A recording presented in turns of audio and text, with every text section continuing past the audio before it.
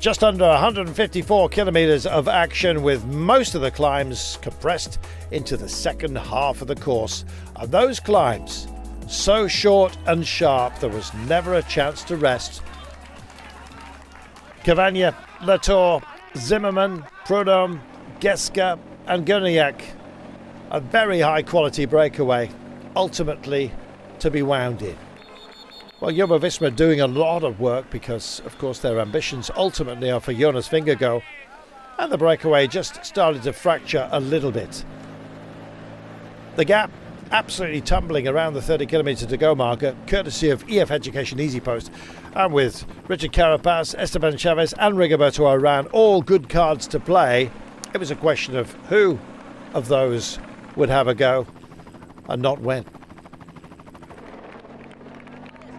Good early move as well. We had Lawrence Ois from Intermarché Circus.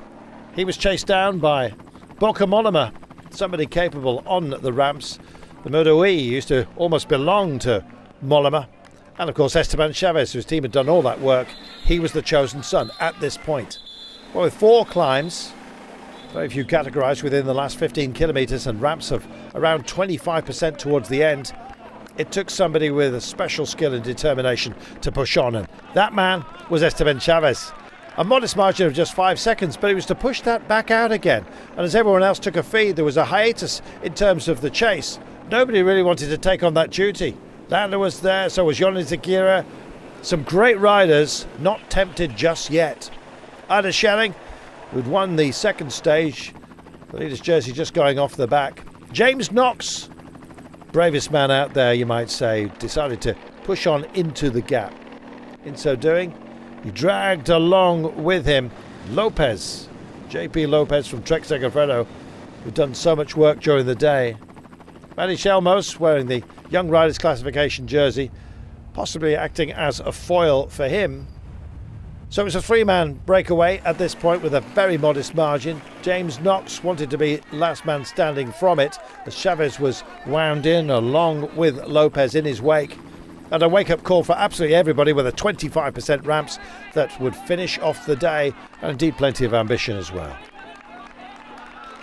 Well, they were rolling with the punches.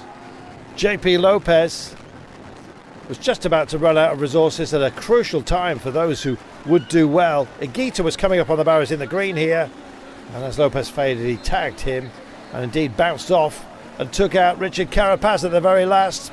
Vingegaard was already gone. He'd pressed that go button. Enric Mas was in his wake as well. Shelmo's in the Young Riders jersey, also up and in the frame. Aaron Buru close at hand as well. But look at Landa. He drove on, followed Mas. The only man he couldn't tag was Vingegaard himself, who took the win and took the lead of the race. Landa in second place ahead of Mas. And then a whole long wait for everyone else to come home. This was a tough day, let there be no doubt.